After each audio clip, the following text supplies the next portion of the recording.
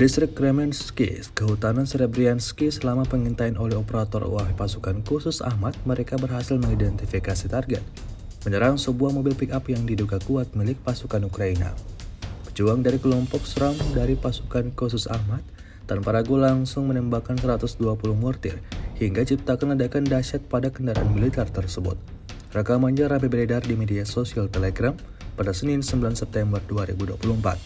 Pasukan khusus Ahmad yang menyerang secara brutal memaksa orang-orang Ukraina berlari seperti kelinci dikarenakan mobil yang mereka tumpangi hancur tak tersisa.